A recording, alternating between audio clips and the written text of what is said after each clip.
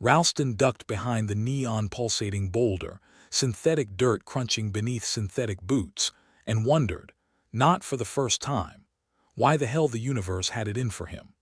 Above him, two ships, designed to look like ancient Terran birds of prey, were locked in a dogfight that had all the grace of drunks fighting over a kebab. Explosions painted the sky like a toddler let loose with a box of crayons, shaking the ground as if the gods themselves were playing with the universe's worst rattle. "Captain, we're picking up more transmissions," Lieutenant Harris reported, his voice crackling through the comms like it was being filtered through gravel. "Same nonsense as before. Something about strategic formations and glorious blood sports." "Great," Ralston muttered, peeking over the rock to catch a glimpse of an alien soldier whose armor looked like it had been pieced together from the galaxy's scrapyard. "They still think we're here to show off our dodgeball skills." Harris chuckled, a dry, humorless sound. "Well, I've always said basketball was war, just with more dribbling." Ralston glanced at his second-in-command, his expression caught somewhere between exasperation and reluctant amusement. "And what about hockey? That's practically a gladiator match, right? If you count the toothless smiles," Harris agreed, shrugging.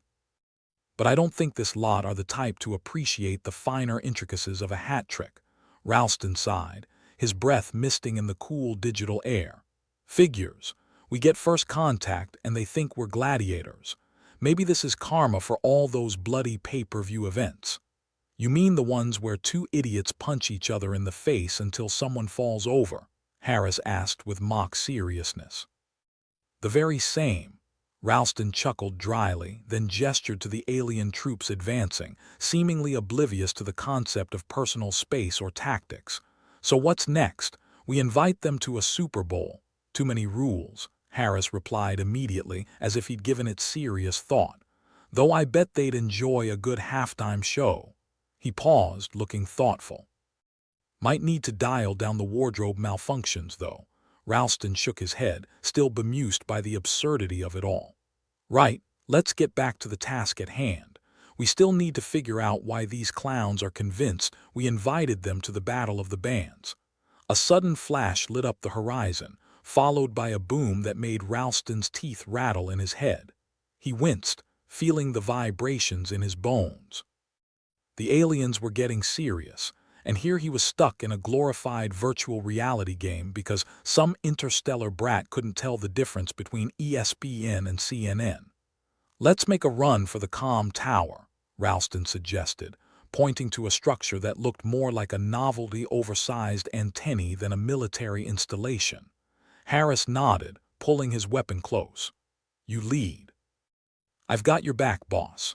Another explosion rocked the ground, showering them with digital debris. It was remarkable how realistic the simulation was, right down to the dirt that smelled like burnt coffee and regret. "Go, go, go," Ralston barked, sprinting across the open terrain like a madman. Behind him, Harris followed, both of them weaving through the chaos like they were the universe's worst synchronized dancers. As they ran, Ralston's mind raced. How had things gone so wrong? One moment, humanity was broadcasting what it thought was its finest achievements in sportsmanship to the stars. The next, they were being invaded by aliens who seemed to think they'd been challenged to a cosmic WWE match. "Captain, you ever think that maybe we should have sent them Shakespeare instead?" Harris panted, as they took cover behind another rock formation that might have been lifted straight out of a discount sci-fi novel. "Yeah, but then they'd probably think we're all about skulls and ghosts," Ralston retorted, peering around the edge of the rock, spotting another squad of aliens engaging in what appeared to be a highly choreographed calisthenics routine. "Honestly, what do you think they're doing over there?" Harris risked a glance. "Warming up for the big game. With those moves, they'd be better off auditioning for a musical," Ralston quipped, checking the charge on his weapon. "Not that I'm complaining. Gives us more time to get to that comm tower." They continued their dash, zigzagging through the bizarre landscape that was part war zone, part stadium. The aliens' obsession with human athletics had transformed the battlefield into something out of a fever dream, complete with oversized scoreboards and cheerleading drones that periodically belted out what could only be described as enthusiastic gibberish. "Remember, we need that tower intact," Ralston reminded Harris as they approached their destination. "If we can decrypt their transmissions, we might finally get a clue as to why these idiots are so hell-bent on treating us like contestants on a reality show. Assuming they haven't already voted us off the planet," Harris added wryly as they reached the base of the tower. With a quick signal, they moved inside, the door sliding shut behind them with a hiss that sounded suspiciously like an exasperated sigh. The interior was bathed in a cold, sterile glow, filled with consoles and screens displaying alien script that might as well have been ancient hieroglyphs. Ralston set to work, fingers flying over the controls, trying to make sense of the madness. "Harris, patch into the system. See if you can get us a live feed of their comms. Maybe we can catch a break and figure out what the hell is going on." Harris nodded, connecting his device to the main console. A stream of alien chatter filled their earpieces, a cacophony of clicks, whistles, and the occasional growl. "Sounds like they are angry," Harris noted, adjusting the frequency. "Or maybe they're just really bad singers." "Probably both," Ralston muttered, scanning the data for anything that resembled a coherent message. "Wait, hold up. I think I've got something." The screen flickered, displaying what appeared to be a badly translated manifesto, complete with illustrations that looked like a child's interpretation of American football. "Oh, you've got to be kidding me," Ralston groaned, reading the text aloud. "Humans challenge our warriors to deadly games. Honor demands we accept. Prove superiority through traditional blood sports." Harris snorted, staring at the screen with disbelief. "Honor through a touchdown. Who writes this crap?" Ralston rubbed his temples, feeling a headache forming. "Apparently someone who thinks rugby involves actual rucking. What's next? They want us to joust on segways?" Harris asked, leaning back against the console with a resigned sigh. "I wouldn't put it past them," Ralston replied, scrolling further. "But at least we know why they are here. Now we just have to figure out how to convince them that we're not interested in interstellar Olympics." "Good luck with that," Harris said, shaking his head. "We can barely get them to stay in their own lanes, literally." Ralston nodded, considering their options. "Maybe we can beat them at their own game." "In what? A three-legged race?" Harris laughed, but there was an edge of desperation to it. "Because I've got to tell you, Captain, I'm not much of a runner." "No," Ralston replied, his mind working overtime. "We need to show them that this isn't what they think it is." "And how do you plan on doing that?" Harris asked, skeptical. "Simple," Ralston said, a grim smile spreading across his face. "We cheat." Harris raised an eyebrow. "Cheat?" "Yeah," Ralston confirmed, his eyes glinting with mischief. "We mess with their simulations, show them what real chaos looks like."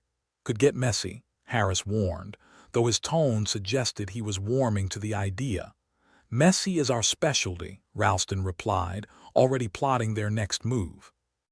"Let's give these aliens a game they won't forget."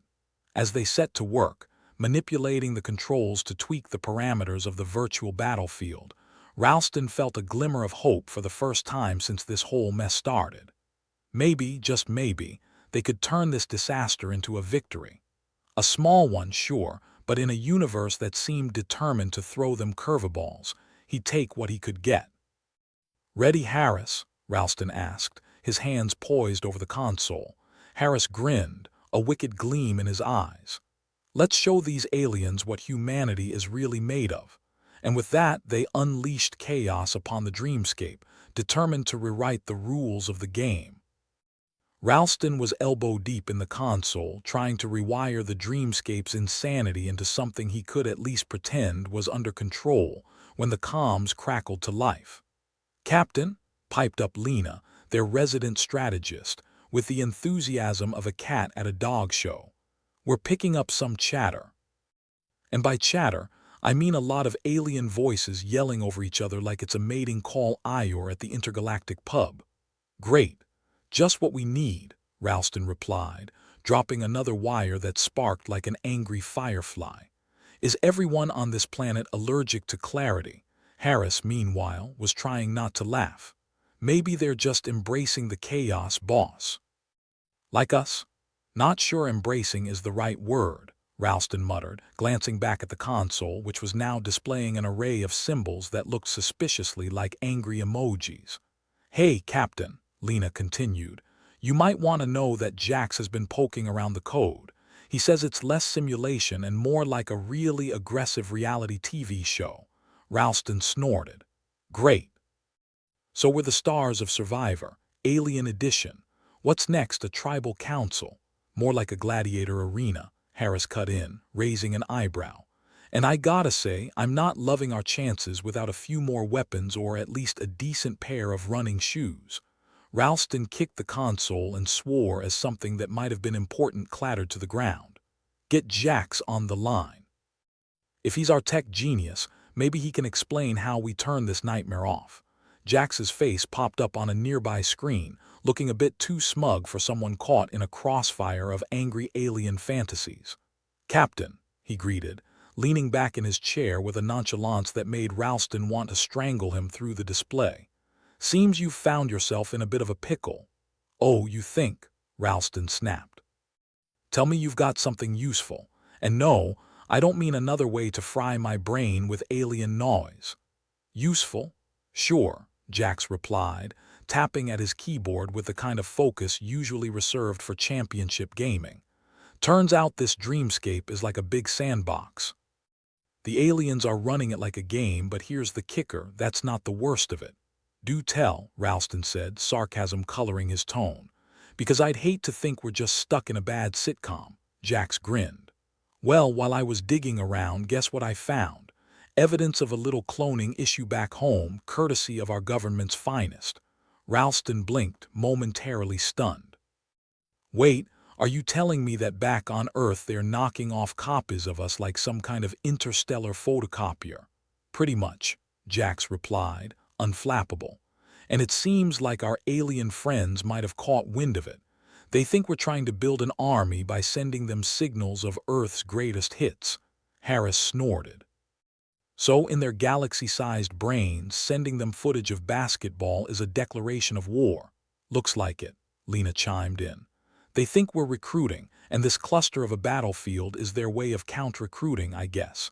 They probably expect us to start forming teams and fighting it out for the fate of the universe. Ralston rubbed his temples, feeling a migraine coming on. Fantastic. So not only are we stuck in their twisted arena, but our own people have managed to piss them off by playing mad scientist. Well, when you put it that way, Jax shrugged. I mean, who wouldn't want an army of clones to perfect human sports? And you couldn't have found this out sooner, Harris asked, his voice dripping with sarcasm. Hey, it's not easy hacking alien tech when you're getting shot at, Jax shot back, defensive. Besides, now that we know, maybe we can use it to our advantage. Right, Ralston said, his mind racing. We need to prove to them we're not trying to build a clone army to take over the universe. We just want to be left alone to our own human stupidity. How do you propose we do that? Lena asked. Because I'm fresh out of peace offerings, and I doubt they'd settle for a souvenir mug. Simple, Ralston replied, a plan forming in his mind. We use the dreamscape to show them the truth, manipulate the simulation, broadcast our intentions, and prove we're more interested in keeping ourselves entertained than invading their personal space. Can we even do that? Harris asked, skeptical. Why not? Jax said, his fingers dancing over the keyboard. It's worth a shot. Might not be easy, but I think I can rig the system to send a message. Something that says, hey, we're idiots, not invaders. Ralston nodded, feeling a spark of hope. Do it, and fast. Before they decide to up the ante and turn this simulation into a full-blown galactic Hunger Games.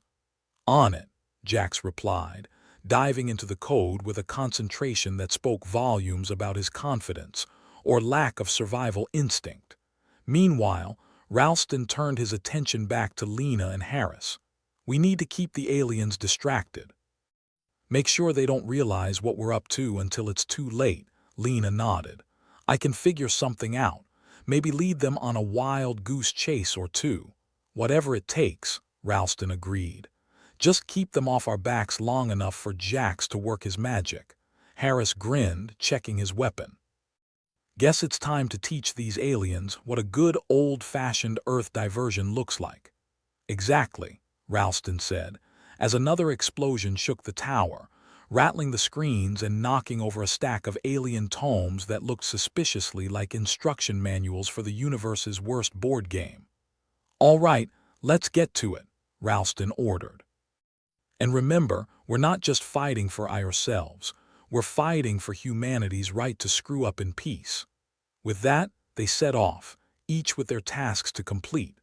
Ralston stayed behind, watching Jack's work, his thoughts a whirlwind of plans and possibilities, all hinging on the hope that they could outsmart the aliens in their own game. As the minutes ticked by and the alien chatter in their earpieces reached a fever pitch, Ralston couldn't help but wonder how they'd gotten themselves into this mess.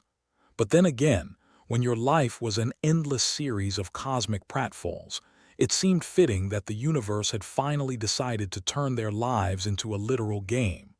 "Captain," Jax called, interrupting his thoughts. "I think I got it." "Sending the message now." "Good," Ralston replied, his voice steady despite the adrenaline coursing through his veins. "Let's hope they're not too thick to get it." The screens flickered, and Ralston watched as the dreamscape shifted. Instead of chaotic battles and war cries, it now displayed a series of images, each more ridiculous than the last. Humans fumbling over themselves in various sports, missing cues in dance-offs, and tripping over their own feet in a display of ineptitude that was both endearing and idiotic. Ralston couldn't help but chuckle at the sight, despite the gravity of the situation. "If this doesn't convince them we're harmless, nothing will. Here's hoping," Jax replied. "Because if this doesn't work, I'm fresh out of ideas." Ralston nodded, watching the screens as the alien chatter gradually quieted, the visuals seemingly giving them pause. Silence stretched, thick and heavy, and Ralston held his breath, waiting for the universe's next move. Finally, the comms crackled and a new voice filled their ears, its tone a mix of confusion and reluctant amusement. "Humans, you are strange creatures." Ralston grinned, relief washing over him. "That's one way to put it. And not a threat." The alien voice continued, still skeptical. "Not unless you count our ability to make a fool of ourselves as a weapon," Ralston replied, his tone light. There was a pause, then the alien spoke again, this time with what might have been laughter. "Perhaps you should focus on your own planet's games then." "Agreed," Ralston said, the tension in his shoulders easing. "We'll leave the universe to you guys." With that, the communication ended, leaving Ralston and his team in stunned silence. They'd done it. Somehow, against all odds, they'd managed to convince the aliens to back off. Harris let out a low whistle. "Well, Captain, I gotta say, I didn't think it would work, but here we are." Ralston chuckled, shaking his head. "Never underestimate humanity's ability to bumble its way out of trouble." "And into it," Lena added, her voice dry. Ralston nodded, accepting the truth of her words. "Yeah, that too." As they began to power down the dreamscape and prepare for whatever came next, Ralston felt a glimmer of something he hadn't felt in a long time: hope. In a universe that seemed hell-bent on proving it was the ultimate cosmic jester, they'd managed to pull off a victory. It might have been small and it might have been ridiculous, but it was theirs. And in the end, that was all that mattered. Ralston stared at the flickering console, contemplating just how deeply the universe had inserted its cosmic foot into his backside. His team had managed a minor miracle, convincing the aliens they were harmless dimwits, but that was no reason to let their guard down. The dreamscape, true to its name, was like a fever dream gone wrong. Less Salvador Dali, more Salvador Satan. "Captain," Harris called over the comms, his voice crackling with static, "we've got company. Seems like the aliens aren't done with their little game after all." "Terrific," Ralston muttered, rolling his eyes. "I was getting bored anyway." Lena snorted. "Bored? You mean the existential dread wasn't keeping you entertained? Ralston grinned despite himself. Oh, it's a riot. I'm just running low on popcorn. The alien-generated chaos around them intensified, like a toddler with a sugar high had taken control of the universe's remote.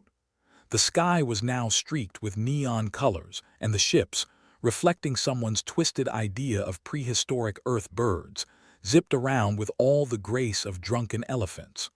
"All right, team," Ralston said, forcing himself to focus. "We need to turn this chaos to our advantage. If the aliens want a sports-themed showdown, let's give them a game they'll never forget."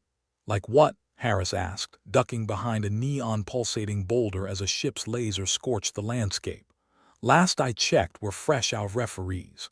"Improvise," Ralston replied, his mind racing.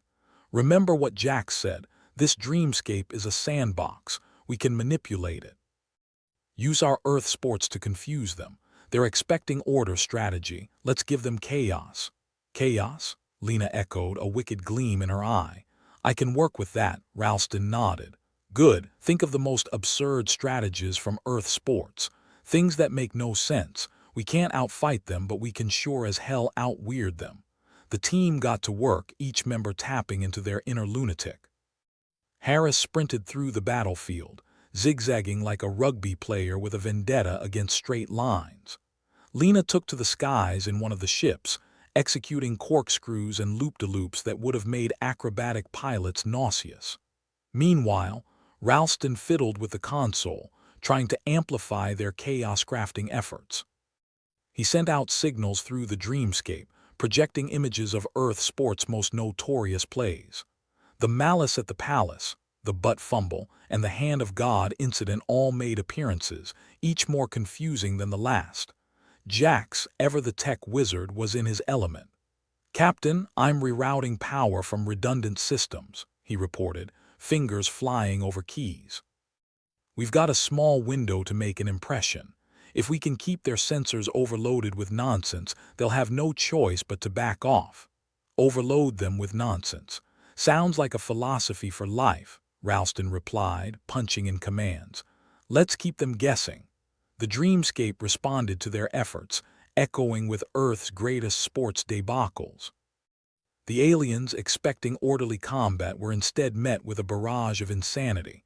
Ships spun like tops, formations dissolved into free-for-alls, and the alien chatter over the comms reached a point of bewilderment that was almost comical. Ralston smirked. "Looks like they're having a hard time keeping up." "Can you blame them?" Lena said, her voice dripping with amusement. "Imagine trying to strategize against a tactical plan called uncontrollable chaos." As the aliens struggled to adapt, Ralston sensed a shift in the tide. The air felt different, less charged with malicious intent and more with baffled curiosity. Was it possible they were actually pulling this off? "Captain," Harris's voice crackled through the comms again, "I think we might be wearing them down. Their attacks are getting sloppy." "Good," Ralston said, "because if they figure out what we're doing, we're screwed." Jax, perched at his console like a conductor of madness, added, "I've modified the signals again. We're broadcasting the Miracle on Ice to every alien ship within range." "Perfect," Ralston said, almost giddy. "If that doesn't confuse the hell out of them, nothing will." The dreamscape was now a kaleidoscope of human ineptitude and brilliance, a testament to Earth's greatest sporting moments, good, bad, and ugly. Ralston watched as the aliens scrambled to make sense of it all, their movements becoming more erratic by the second. "Looks like chaos is contagious," Lena quipped, her ship executing a particularly dizzying spin. Ralston chuckled. "Let's hope it's an epidemic." Despite the madness, a part of him knew the situation was still precarious. The alien forces might be confused now, but they weren't stupid. If they managed to regroup or decipher their tactics, all bets were off. Yet as long as the plan held, there was a chance. A slim, ridiculous chance. "Captain," Jax interrupted, his voice tinged with urgency. "I'm picking up something on the scanners. New ships, bigger ones, heading our way." "More guests to the party," Ralston said, his humor strained. "Next time, remind me not to send out party invites via alien tech." Harris chimed in. "Looks like they've brought in the big guns. What's the plan?" Ralston took a deep breath, his mind racing. "We double down. If they're bringing heavy hitters, we give them a show they'll never forget. Let's see if they can handle a full-on sports spectacle. Are we talking Super Bowl halftime show, or more like clown car meets circus disaster?" Lena asked, her voice light but her eyes focused. "Both," Ralston replied, grinning. "Let's take it up a notch. We go full anything goes." Jax nodded, his fingers dancing once more. "I'll integrate more chaos into the signals. If they want to escalate, we'll show them what human ingenuity looks like under pressure." The dreamscape shifted again, becoming a cacophony of sound and color, a sensory overload designed to disorient. Neon lights flashed, projecting Earth's greatest sports bloopers on loop. Ships danced erratically, defying any semblance of coordinated tactics. As the new alien ships entered, they were immediately engulfed in the madness. Their sleek design seemed almost comical against the backdrop of human absurdity. Ralston watched as their formations faltered, unable to adapt to the relentless barrage of unpredictability. "Captain," Harris called, "they're falling back. Looks like the chaos is too much for them." Ralston felt a rush of triumph. "Good. Let's keep the pressure on until they decide retreat is their best option." The battlefield was a spectacle of confusion, the alien ships retreating in a disorganized scramble. Ralston and his team continued their assault of nonsense, driving home the message that humanity's strength lay not in conventional warfare, but in its ability to think outside the box, or tear the box apart and build a fort with the pieces. As the last of the alien ships disappeared from view, Ralston finally allowed himself to breathe, a deep, relieved sigh escaping his lips. They'd done it. Against all odds, they'd managed to turn the tide. "Well, Captain," Lena said, her voice carrying a note of admiration, "you pulled off a miracle." Ralston chuckled, the tension easing from his shoulders. "More like a fluke. But I'll take it." Jax, still at his console, added, "I guess that means we survived Survivor, Alien Edition." "For now," Ralston agreed. "Let's not stick around to see if they want a rematch." As they regrouped, the dreamscape began to dissolve, returning to its default state with a reluctant sigh. The team gathered, each wearied but triumphant, knowing they'd managed a victory that was as bizarre as it was unexpected. "All right, let's head back," Ralston ordered, leading the way. "I'm done with this alien funhouse." The journey back to their ship was marked by a camaraderie born from shared insanity. They exchanged jibes, laughing at the absurdity of their situation, each knowing they'd just been part of something truly bizarre. When they finally stepped aboard their vessel, Ralston allowed himself a moment to relax. The universe might have thrown them into its most unpredictable game yet, but they'd emerged victorious, proving once again that humanity's greatest asset was its ability to adapt and endure. "Captain," Harris said, raising an imaginary glass, "to chaos, and to surviving it." Ralston grinned, raising his own imaginary toast. "To chaos. May it always work in our favor." As they settled into their seats, the ship hummed to life, ready to take them far from the dreamscape's insanity. Ralston looked around at his crew, a motley bunch of survivors who'd just given the universe a run for its money. "All right, let's get the hell out of here," he said, setting a course for home. "We've got a galaxy of idiots to prove right." As the ship powered away, leaving the chaos behind, Ralston couldn't help but smile. They'd done it. They'd managed to outwit the universe's most absurd challenge, proving once again that when it came to sheer, unbridled madness, humanity was in a league of its own. Ralston sat back, letting out a wheezy breath that felt like it had been lodged in his chest for weeks. The neon pulsating boulder he'd been using as a makeshift throne had started to feel like a permanent part of his anatomy. "Well," he started, trying to convince himself as much as anyone else, "that's one for the history books, how we survived our own stupidity." "Stupidity is a strong word, Captain," Lena chimed in, her eyes sparkling with mischief. "I prefer aggressive creativity." "Right," Ralston snorted. "Like calling a hangover over-enthusiastic hydration." Just as the crew began to breathe easy, Lena slapped a new horror on the table. "I've been tinkering with the Dreamscape settings." She grinned like a kid caught with a hand in the cookie jar. "Turns out we can simulate our own sports events. What could possibly go wrong?" Ralston muttered, rolling his eyes skyward as if pleading with the universe to give them a break. But the universe, as ever, was in a mood to ignore such requests. "Care to elaborate?"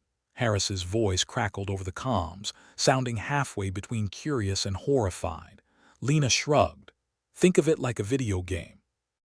We set up scenarios, they run, aliens see it, get confused, everybody wins." "Ah, the classic confuse your enemy with sports strategy," Harris replied dryly. "Sun Tzu would be proud." Ralston squinted at Lena, trying to gauge just how much of the lunacy she actually believed. "And by everybody wins, you mean?" "Well," Lena began, trying to sound nonchalant, "the aliens might see these simulations as advanced tactical maneuvers. You know, if they squint really hard and tilt their heads sideways. And that's a good thing because," Ralston asked, his voice laced with exasperation. Lena's grin widened. "Because they'll think we're geniuses or madmen or mad geniuses. Either way, they'll be too freaked out to fight us." Ralston pinched the bridge of his nose. "So your plan is to scare an already trigger-happy alien fleet with a bunch of sports reenactments?" "Essentially, yes," Ralston chuckled darkly. "I'm amazed we haven't been vaporized yet. Let's see where this rabbit hole goes." Jax, always game for a technological challenge, leaned over his console. "I can integrate the scenarios into the Dreamscape's matrix, amp up the chaos factor. We'll give them a show they'll never forget." "Make it flashy," Ralston ordered. "We want them bedazzled, not appalled." Within moments, the Dreamscape was alive with activity. Lena had set up what could only be described as a fever dream version of a soccer match, complete with flaming balls and goalposts that occasionally sprouted tentacles. Harris's voice crackled through again. Captain, they're reacting. Not sure if it's horror or excitement. Maybe both." "Great," Ralston muttered.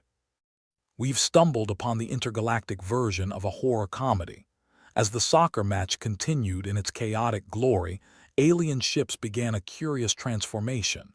They shifted from their typical formation into something resembling, well, chaos. It was as if they were trying to mimic the disarray they were witnessing. "They're in disarray," Lena observed, half amused, half anxious. "It's working. Or they're gearing up for something," Ralston countered, ever the pessimist. "Alien adaptation or alien attack. Either way, it's a response," Jax said, his fingers a blur across the console. "And not the shoot first, ask questions never kind."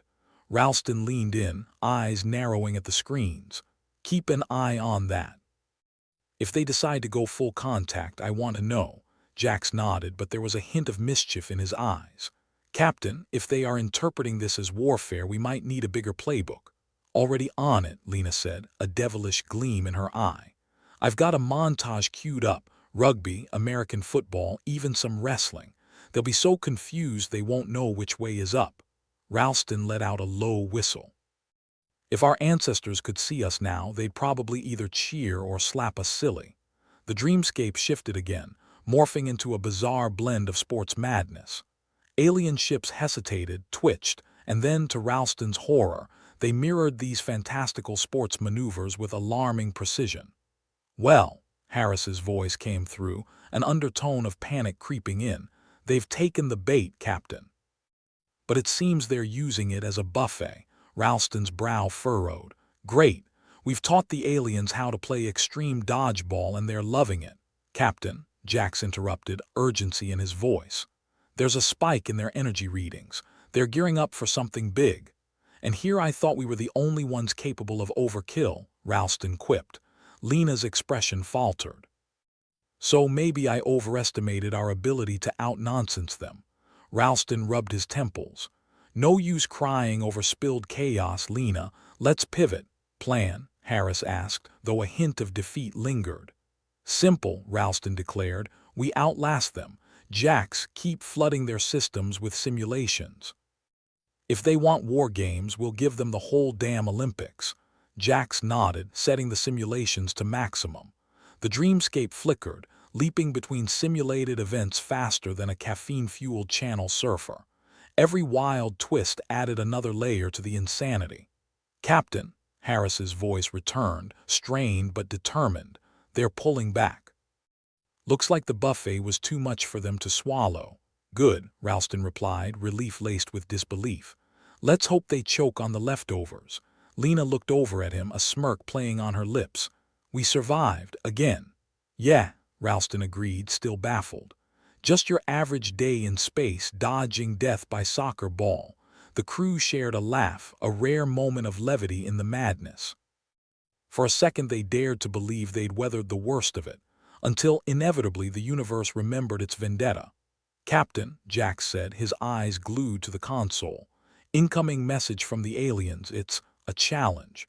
"Of course it is," Ralston sighed. "Nothing says we're not dead like an invitation to the next round." Harris snorted.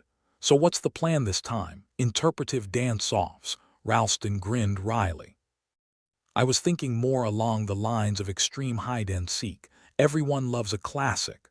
"Hide-and-seek with aliens," Lena mused. "Sounds like the plot of a terrible movie." Ralston shook his head. "More like our current reality, but if they want to play, we'll play." The crew regrouped, ready to face whatever hell the aliens had in store. The dreamscape shifted once more, now a strange hybrid of stealth and strategy. The rules were clear: evade, outsmart, survive. Ralston felt the weight of command settle like a familiar coat. "All right, team. Let's show them what humanity is really made of. Snark, grit, and a whole lot of crazy." As the game commenced, the crew moved with a coordinated chaos that only humans could master. They ducked, dodged, and weaved through the alien tactics, their irreverent humor acting as both shield and sword. "Captain," Harris called out, "our movements are causing more confusion than ever." Ralston grinned, adrenaline surging. "Good. If they can't predict us, they can't beat us." The aliens, despite their technological prowess, were thrown by the humans unpredictably. The dreamscape became a playground of misdirection, each human move a calculated bluff. "Looks like they're struggling," Lena observed, executing a flawless feint. "Didn't expect us to fight back with nonsense." "Let's keep it up," Ralston encouraged. "The more we surprise them, the better our odds." The game stretched on, a testament to human resilience and ingenuity. Each moment was fraught with danger, yet every laugh, every sarcastic remark bolstered their spirits. Finally, the alien ships began to retreat, their attempts at adaptation thwarted by the relentless onslaught of human absurdity. Ralston let out a breath he hadn't realized he'd been holding. "We did it," he said, almost disbelieving. "Again." Lena flashed a tired but triumphant smile. "And all it took was a little creativity."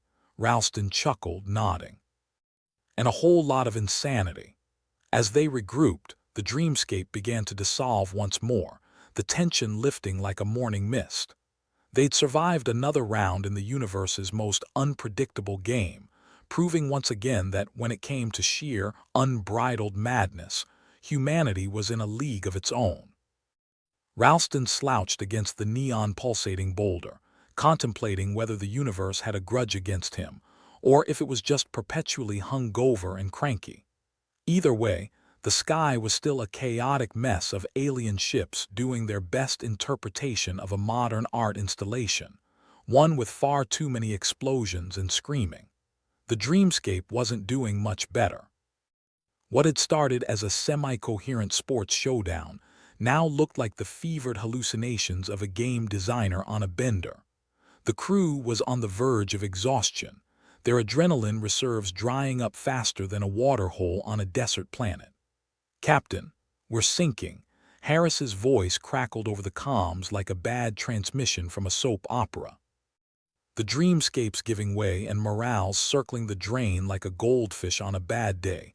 Ralston sighed, running a hand through his hair. "Great. Just what we need, a panic-induced mutiny. Any good news, or should I start writing my eulogy?"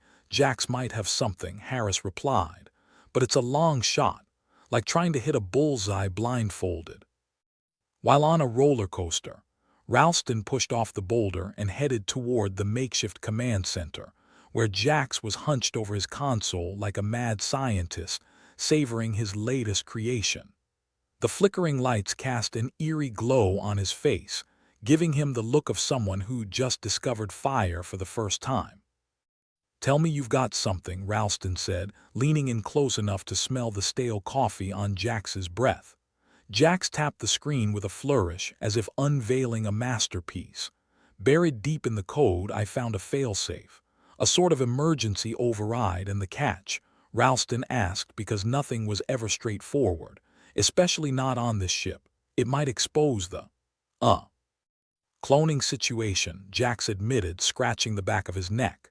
"You know, the little detail about us being clones and all." "Fantastic," Ralston muttered. "So we can either implode from within or let the aliens do us in." One hell of a buffet of choices. Lena joined them, her usual mischievous spark dimmed to a flicker. "If we activate it, we risk them finding out and using it against us. This could spiral faster than a hyperdrive on the fritz." Ralston rubbed his temples, feeling a headache brewing like a storm. "Options, people. I need options, not just a list of things that could blow up in our faces." "We could try broadcasting a fake emergency signal," Lena suggested, half-heartedly. "Pretend we're about to self-destruct. Could scare them off. And if it doesn't, we just look like idiots with a death wish," Ralston pointed out. "But it's not like we have a parade of alternatives." Jax leaned back, eyes darting between his console and the fracturing Dreamscape.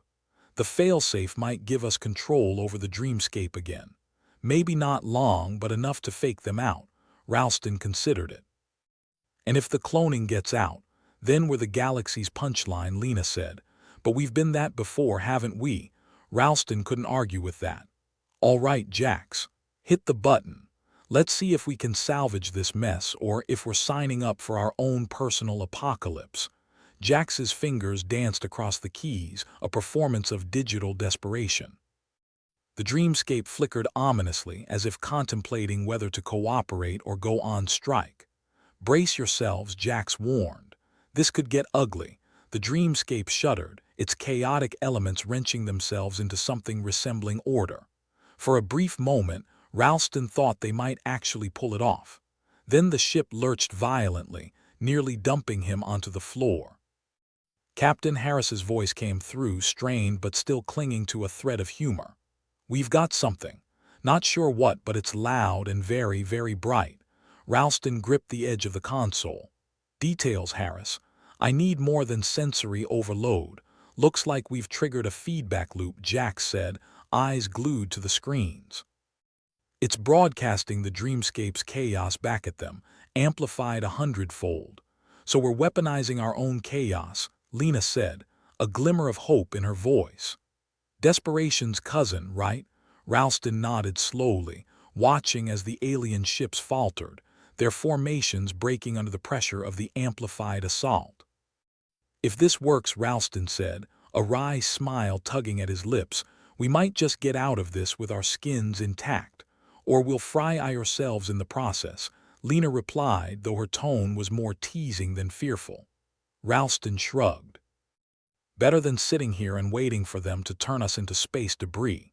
The crew watched as the Dreamscape's chaos overwhelmed the alien forces, the feedback loop turning their own strategies against them.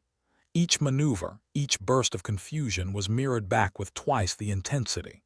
"Captain," Harris said, his voice barely audible over the noise, "they're retreating."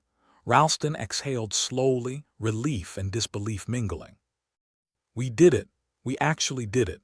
Lena gave him a half-smile. Against all odds, as usual, Ralston leaned back, his exhaustion catching up with him like a freight train. "Let's hope the universe takes a break from kicking us when we're down." The Dreamscape began to stabilize, its chaotic elements settling into a slightly less perilous mess. The alien ships, meanwhile, were fading into the distance, their attempted assault thwarted by sheer, unfiltered madness. "What's our status?" Ralston asked, though his voice carried more weariness than authority. "Systems are stable," Jax reported, fingers still busy at the console, "for now. But we're not out of the woods yet." Ralston nodded, though his eyes were heavy. "Take stock of our resources." If those aliens come back, I want us ready. As the crew settled into their tasks, Ralston allowed himself a moment to breathe. The specter of exposure still loomed over them like a particularly unsavory landlord, but for the moment they'd managed to sidestep disaster. I can't believe we pulled it off, Lena said, standing beside him. Feels like we've been given a reprieve. Ralston chuckled dryly. A brief one, maybe. But I'll take what I can get. Any thoughts on what's next? Lena asked, her voice tinged with the curiosity that never seemed to leave her. Ralston looked out at the chaotic expanse beyond their vessel, a universe filled with threats and humor in equal measure. We keep moving, keep fighting. And maybe, just maybe, we'll figure out how to live without the universe trying to knock us flat. Lena nodded, her expression a mix of determination and that ever-present twinkle of mischief. A tall order, but I wouldn't want to try it with anyone else. Ralston gave her a sideways glance, a smile pulling at his lips despite himself. You're all a bunch of lunatics, you know that. Would you have it any other way? Lena shot back, her grin growing wider. Probably not, Ralston admitted. After all, where's the fun in sanity? As they prepared for whatever came next, Ralston couldn't help but feel a strange sense of satisfaction. The universe might be out to get them, but with a crew like his, he figured they stood a fighting chance. Even if that fight sometimes involved the most ridiculous tactics imaginable. The ship drifted through space, a lone vessel amidst the stars, carrying a crew of misfits, each one committed to defying the odds, one crazy plan at a time. And in the grand scheme of things, Ralston thought, that was about as good as it got. Ralston gazed at the cracked screen of the console, the flickering display casting a jittery glow on his face. He wished the console could be as consistent as the universe's disdain for him. But alas, reliability was not one of its virtues. Jax was sweating bullets next to him, eyes darting over the screen like a caffeinated squirt. Are we sure this thing won't just explode and turn us into a cautionary tale for future generations? Ralston asked, the sarcasm thick in his voice. Jax snorted, fingers tapping a staccato rhythm on the keys. That's the spirit, Captain. Just a little faith in the madness. Ralston rolled his eyes. Faith in madness is how we ended up here, Jax. Lena sidled up next to Ralston, arms folded, a smirk playing on her lips. At least we're consistent in our idiocy. Keeps things interesting. I'll drink to that, Ralston muttered, though the lack of actual drinks was a sore point. He couldn't remember the last time he'd had something stronger than recycled water. With a final flourish, Jax hit a button like he was detonating a bomb.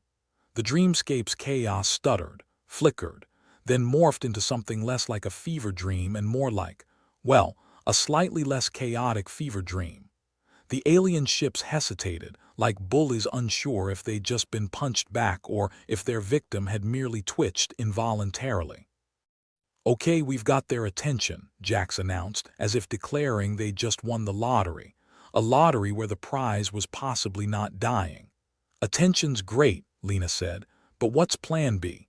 Unless you fancy a philosophical discussion with beings who think sports are basically war games. Ralston rubbed his temples. I don't know, Lena. Maybe we explain the concept of a timeout. Or that basketball isn't actually a precursor to planetary invasion. Sure, Lena replied, her sarcasm cutting through the air. And maybe they'll invite us to a tea party. Their comms crackled, Harris's voice breaking through. Captain, we're getting an incoming transmission. Sounds like the aliens want to chat. Ralston exchanged a look with Lena. Well, here goes nothing. Patch them through, Harris. The connection hissed, and then a voice like gravel in a blender filled the room. Humans, explain your strategy. It is unconventional. Ralston took a deep breath. You see, what you witnessed was actually a massive misunderstanding wrapped in a colossal screw-up, Lena interjected helpfully. Right, Ralston continued.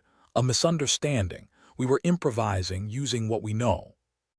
It's called sports, basketball, hockey games. There was a pause, the kind that usually preceded someone saying you're fired or the test results are in. Games? The voice asked, skepticism dripping like acid. Explain. Ralston motioned for Lena to take over. She nodded, stepping up to the metaphorical plate. Yeah, games, recreational activities. Basketball's not war, it's more like an excuse to throw a ball through a hoop and pretend it means something. And hockey, Jax added, unable to resist, is about skating on ice, hitting a puck, and occasionally knocking someone's teeth out. But it's all in good fun. The alien's silence was deafening. When it finally spoke, there was a note of incredulity. You play? Ralston nodded vigorously, even though they couldn't see him. Yes, exactly. It's not strategy or combat. It's organized chaos with rules. Lena grinned. And if there's one thing we're good at, it's chaos. The line was silent for a moment, and Ralston imagined the aliens scratching their collective heads if they even had heads. This is unexpected. Our interpretation was flawed. Ralston tried not to sound too relieved. Happens to the best of us, so how about we call this a draw and avoid blowing each other to bits? There was a murmur of alien discussion, then the voice returned, ice-cold and formal.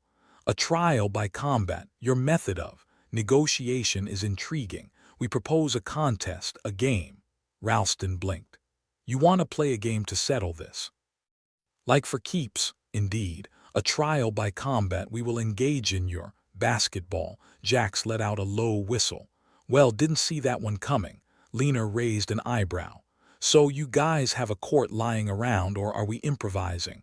The alien voice was coolly confident. We shall construct one. Prepare your team, human. Victory will decide your fate. With the transmission cut, Ralston turned to his crew, who all wore expressions ranging from amused disbelief to outright horror. So, basketball, Lena said, folding her arms. Now we just need to find a couple of good players. Ralston sighed, rubbing his eyes. I'll volunteer, played a bit in school, until they told me my talents lay elsewhere. Jax raised a hand. I once watched a game. Does that count? Great, Lena said cheerfully. We've got ourselves a ragtag bunch of misfits, just like in the movies. Ralston couldn't help but chuckle. Only in this movie the stakes are literally life or death. No pressure, Jax said, grinning. Just remember, guys, it's all fun and games until someone loses a planet. Ralston gave Jax a look. Not helping. The makeshift command center was abuzz with nervous energy as the crew hastily prepared. Ralston had no illusions about their chances. The odds were about as good as winning a staring contest with a black hole. But if the universe was going to keep throwing curveballs, well, he'd just have to swing back. Consequences be damned. So, Captain, Lena said, a basketball tucked under her arm. Do we have a game plan, or are we just winging it? Ralston thought about it for a moment. We play like we live, by the seat of our pants. Jax snorted. Hope they are reinforced. As they headed out to meet their alien opponents, Ralston allowed himself a moment of contemplation. He'd always thought it would be the aliens who'd defeat them, not their own hubris or a game of basketball. But here they were, about to decide their fate through one of humanity's strangest inventions. As they reached the makeshift court, an impressively swift construction by the aliens, Ralston felt a strange mix of anxiety and exhilaration. The aliens stood opposite them, looking equally bewildered and determined. Okay, team, Ralston said, trying to sound more confident than he felt. Let's show them why humans invented games in the first place. Because we're bored and like to make things unnecessarily complicated, Lena quipped. Ralston grinned. Exactly. The whistle blew. Who knew aliens had whistles? And the game began. It was chaos, pure and unfiltered. The aliens, surprisingly nimble, adapted quickly, their movements sharp and precise, like they'd been engineered for this moment. Ralston found himself running harder than he'd in years, dodging and weaving like his life depended on it. Which, he reminded himself, it did. Jax, despite his self-confessed lack of skill, was surprisingly adept at defense, swatting away would-be alien goals with an enthusiasm that bordered on zealous. Lena, ever the wild card, darted in and out of the fray with a manic energy, somehow managing to score a few points amidst the madness. The aliens, for their part, were formidable, quick learners who moved with an eerie fluidity, as if they'd been watching human broadcasts and taking notes. With the score tied and time running out, the tension in the air was thick enough to cut with a vibra-blade. Ralston found himself with the ball, his heart pounding like a war drum. "Now or never, Captain," Lena shouted, her voice cutting through the din. Ralston nodded, adrenaline surging through him. He took a breath, channeling every ounce of desperation, frustration, and determination into one last shot. The ball arced through the air, time seemed to slow as all eyes followed its trajectory. Ralston could almost hear the universe holding its breath, waiting to see if it would grant them a reprieve or deliver the final blow. The ball hit the rim, danced precariously, and then, with a gentle bounce, fell through the net. The crowd, both human and alien, erupted in a cacophony of sound. Ralston's team whooped and cheered, while the aliens seemed to emit a series of clicks and whistles, their equivalent, Ralston assumed, of polite applause. Ralston doubled over, hands on his knees, trying to catch his breath. The adrenaline drained away, leaving him feeling like he'd just survived a roller coaster designed by a madman. "Captain," Lena said, clapping him on the back. "Looks like we've got a new career in sports." Ralston chuckled, though it came out more like a wheeze. "Let's not make a habit of it."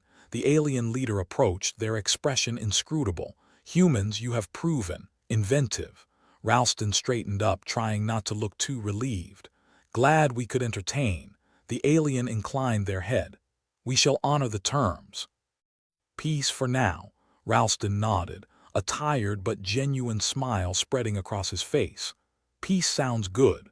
As they headed back to their ship, the reality of their bizarre victory began to sink in.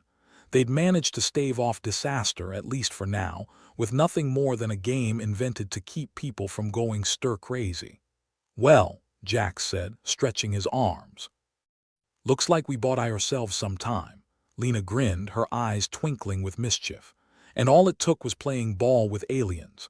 Ralston shook his head, the absurdity of their situation settling over him like a familiar, if slightly uncomfortable, coat. "I swear, if I never see another basketball again, it'll be too soon." "Until next time, then?" Lena asked, her tone light, yet somehow serious. Ralston gave her a sideways glance. "Until next time. Let's just hope the universe has a sense of humor as twisted as ours." With that, they boarded their ship, the weight of survival sitting just a little lighter on their shoulders. For a moment, they'd defied the odds, and in the grand game of life and death, they'd lived to play another day. Ralston leaned against the neon-pulsating boulder, letting the thrum of alien technology seep into his bones. The universe always seemed a bit clearer when it was actively conspiring to kill him. At least it was honest work. "So," he muttered to himself, "all this over a basketball game." Who knew peace negotiations would involve less paperwork and more dribbling? The comm unit crackled to life like a grumpy old man waking from a nap. "Captain," Harris's voice filtered through, full of static and sarcasm, "are you actually gonna play, or just stand there contemplating your life choices?" Ralston sighed. "I'm trying to decide which one will give me a heart attack faster." "What's your call? Considering our luck, probably both." The comm cut out with a burst of static. Ralston pushed himself upright, squaring his shoulders as if standing up to the universe itself. He took one last look around. The sky overhead was a chaotic tapestry of alien ships darting about like drunk mosquitoes. The dreamscape shimmered with alien colors, a fever dream brought to life. Lena sauntered over, her eyes dancing with mischief. "All set, Ralston. Ready to show these ET how humans embarrass themselves." He gave her a wry grin. "As ready as I'll ever be to lose to a bunch of space tourists. And yet, they say you're the captain." Lena tossed the basketball at him, which he caught with all the grace of a drunk bear. "Don't drop it." "That'd be embarrassing." "Embarrassing is our brand," Ralston replied, dribbling experimentally. The ball responded like an overly affectionate pet, bouncing around unpredictably on the alien surface. Jax was already at the makeshift court, examining the lines etched into the ground. "These measurements are all wrong," he complained. squinting at the lines like they were an affront to his very existence. "This isn't regulation size. Good thing we're not playing for the championship," Lena shot back. Ralston nodded towards the aliens who were gathering on the opposite side. They looked as out of place as a group of librarians at a rock concert. "Looks like they are ready," he said, suppressing a grin. "Let's hope they've been watching more basketball than war documentaries." The whistle blew, a sound both jarring and oddly harmonious in the alien air. Ralston found himself in the center of the chaos, the ball in his hands, the weight of the universe on his shoulders. But instead of feeling crushed, there was a strange exhilaration to it. The absurdity of their situation was almost freeing. The aliens moved with a precision that was unnerving. Their eyes, or what passed for eyes, tracked the ball and players with an intensity that suggested they were not entirely convinced this wasn't some elaborate human trap. Ralston passed the ball to Lena, who darted forward with the agility of someone who clearly didn't understand the meaning of cautious. "Heads up," she called, tossing the ball to Jax. Jax fumbled but managed to regain control, swatting away an alien arm that tried to intercept. "Hey, no foul play," he shouted, though the alien merely tilted its head, clearly not understanding the nuances of human sportsmanship. The game continued with a rhythm that was half-organized chaos, half-improvised symphony. The aliens were quick learners. Their initial confusion gave way to a calculated grace that made Ralston wonder just how many sporting events they'd observed. Ralston called for the ball and Jax obliged, launching it his way. "Here goes nothing," Ralston muttered, setting himself up. He took a shot, the ball sailing in a high arc. It bounced around the rim before finally deciding, in a moment of cosmic mercy, to fall through. "Nice shot, Cap," Lena shouted, clapping him on the back hard enough to dislodge a lung. Ralston wheezed, trying to catch his breath. "Thanks. Let's just hope it wasn't a fluke." The aliens responded with a display of alien acrobatics, their limbs moving in ways that should have been impossible, yet executed with the grace of a ballet. They managed a score that had Ralston scratching his head, wondering if he just watched the origins of a new Olympic sport. The game was more intense than any intergalactic negotiation they'd ever fumbled their way through.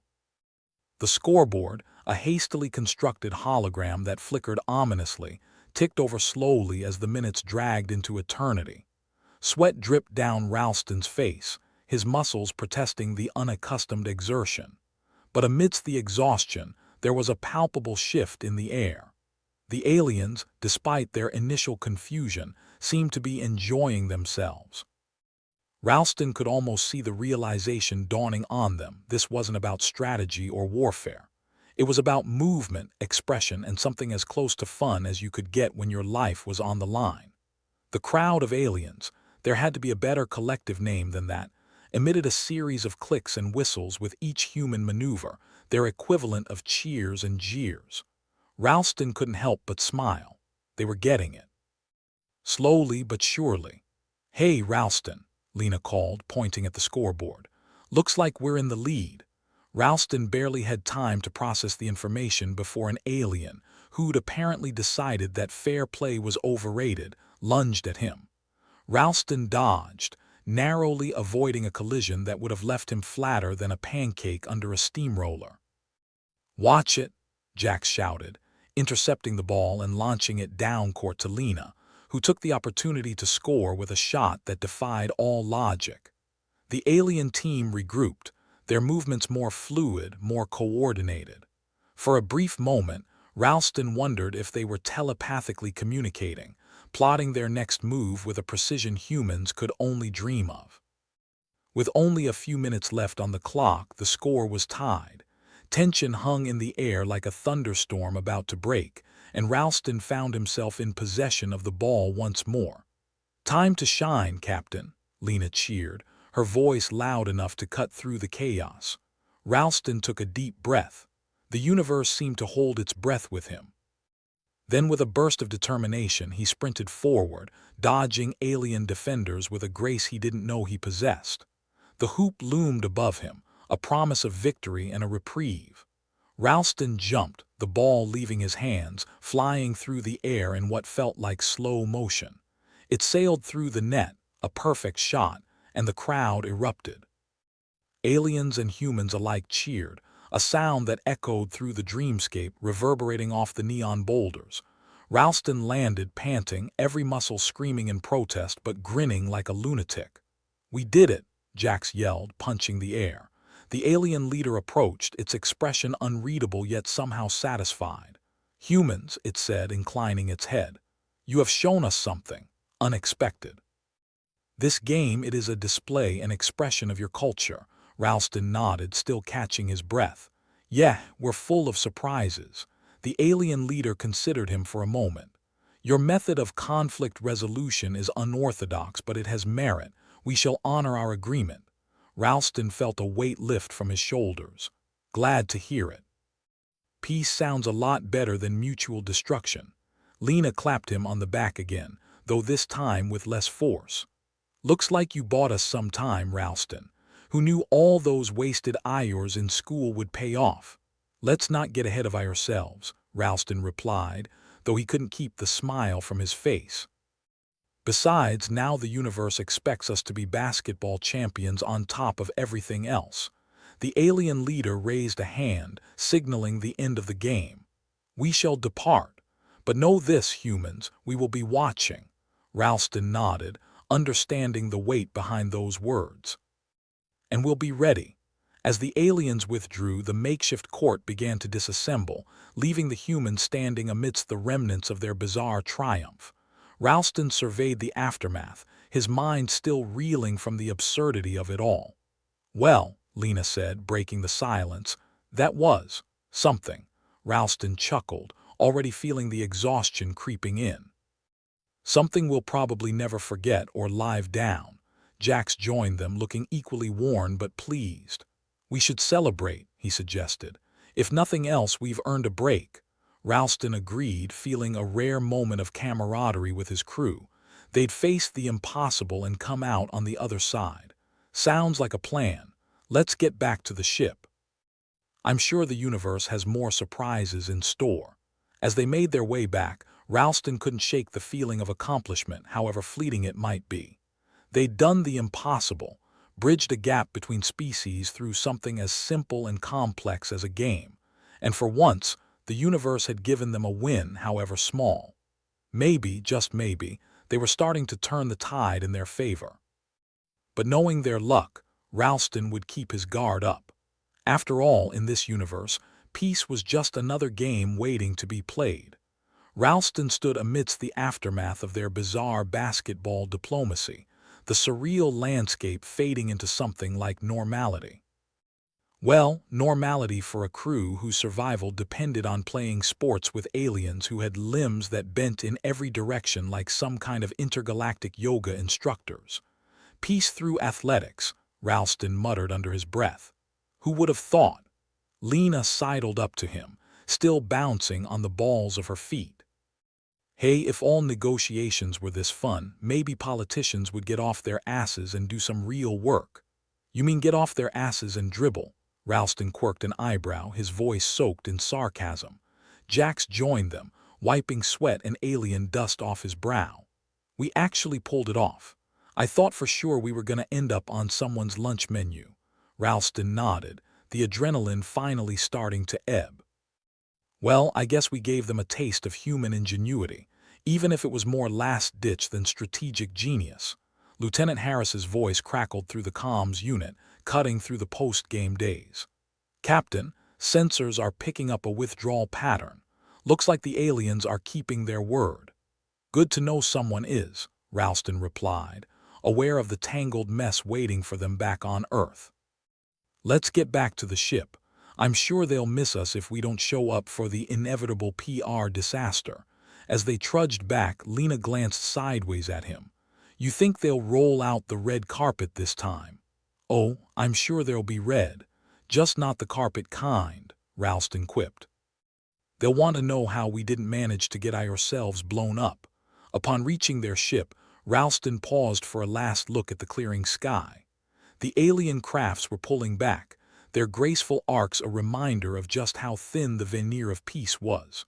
For now, though, the nightmare was someone else's problem. And here I thought basketball was just a game, Lena said, following his gaze.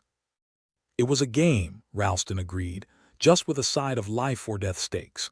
Back on the bridge, Harris was waiting, arms crossed and an expression that could have melted ice. I see you've made it back in one piece. Was there ever any doubt?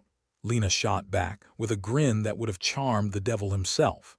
Plenty, Harris deadpanned, flicking a few switches on the console that miraculously decided not to explode. Good work out there, though. I mean, considering none of you have any actual basketball skills. Skills, S.H. Mills, Ralston said, taking the command seat. It's all about the winning attitude and alien confusion. As they initiated the jump back to Earth, the bridge settled into a familiar rhythm. The steady thrum of the engines was a comforting reminder that they might just make it through this after all. The universe, for once, seemed to be giving them a pass. Earth greeted them with an enthusiasm bordering on hysteria. Ralston had barely stepped off the ramp when a swarm of officials descended, a mixture of relief and anger painted across bureaucratic faces. "Captain Ralston," blustered a man who looked like he hadn't smiled since the last ice age. "What in the hell did you think you were doing?" Ralston shrugged, trying to muster as much innocence as he could. "Saving humanity, one dribble at a time. You're welcome." Lena snorted beside him but quickly masked it as a cough when the man's eyes snapped her way.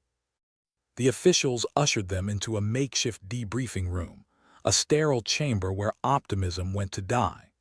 Ralston found himself seated across from a panel of stern-faced individuals who looked one bad report away from spontaneous combustion.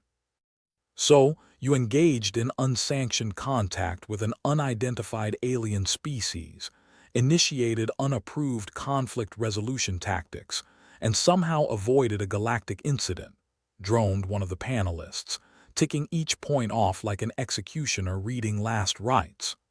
"That about covers it," Ralston said. "Though you forgot to mention the part where it worked."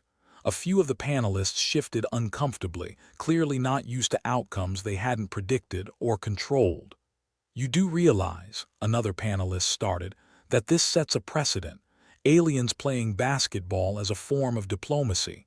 Ralston leaned back, feigning casual indifference. "At least it wasn't hockey. Now that's a gladiator match." Amidst the bureaucratic back and forth, Ralston's mind drifted to the real issue at hand, the cloning crisis.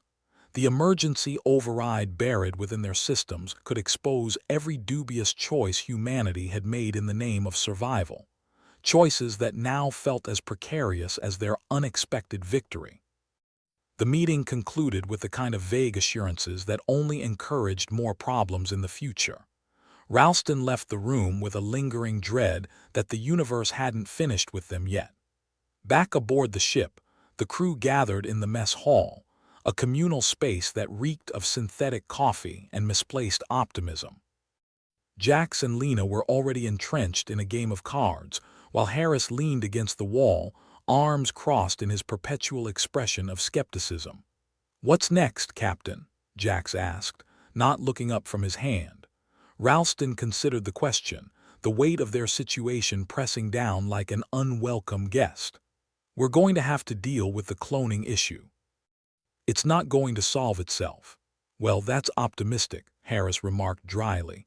"The override's not something we can just tinker with in our spare time." Lena piped up, "unless we want to accidentally clone ourselves into extinction." "Wouldn't that be a headline?" Ralston muttered. "Humanity eradicated by over-enthusiastic cloning." Jax set his cards down, his expression thoughtful. "The aliens might be willing to help. They seem to appreciate our unique approach. Or they think we're just as insane as they initially suspected," Harris countered. "Either way," Ralston interjected, "they're our best shot at getting out of this without losing everything." The crew nodded, the seriousness of the situation sobering their usual banter. As the days passed, communication with the aliens became a regular occurrence, each interaction smoother than the last. The aliens, it seemed, were as intrigued by humanity's resilience as they were by their penchant for turning everything into a competition. With the aliens' assistance, the crew delved into the coding labyrinth that hid the override, their combined expertise a patchwork quilt of trial and error. Progress was slow, frustrating, and punctuated by moments of sheer disbelief at the complexity of human ingenuity and its tendency to generate its own problems. Whoever designed this, Jax marveled at one point, was either a genius or a complete idiot. Probably both, Lena replied, peering over his shoulder at the chaotic stream of data. Days turned into weeks, each breakthrough a small miracle. The crew's camaraderie was both a blessing and a curse, as tensions flared and subsided with the regularity of the ship's engines. Ralston found himself acting as mediator more often than not, his patience tested by the universe's refusal to grant them an easy victory. Yet underneath the frustration lay a growing sense of accomplishment. They were doing something no one expected them to succeed at. Finally, an unexpected alliance of human tenacity and alien insight revealed the path forward. The override was disabled, the crisis averted, and for the first time in what felt like an eternity, the crew could breathe easy. In the aftermath of their success, the ship hummed with a quiet satisfaction that Ralston hadn't realized he'd missed. The crew was in high spirits, buoyed by the knowledge that they'd not only survived but thrived. They'd faced the impossible, and in doing so, earned a reprieve from the universe's perpetual disdain. The aliens, true to their word, maintained open lines of communication, a gesture of goodwill that Ralston hoped would continue. Peace negotiations, however unconventional, were better than war, even if it meant playing another round of basketball. One evening, as the crew gathered in the mess hall, Ralston took a moment to reflect on just how far they'd come. The universe might not have changed its opinion of them, but they'd proven something to themselves. They were more than the sum of their parts, more than the chaos surrounding them. They were survivors, innovators, a testament to human resilience against all odds. To improbable victories, Jax toasted, raising his mug in salute. To surviving the universe's worst attempts at cosmic humor, Lena added, clinking her cup with his. Ralston lifted his drink, a rare smile playing across his face. And to whatever madness comes next. As laughter and camaraderie filled the room, Ralston allowed himself a moment of indulgence. They'd earned this reprieve, however temporary it might be. The universe was still out there, waiting to throw its next challenge their way. But for now, they'd accomplished the impossible, and that was a victory worth savoring.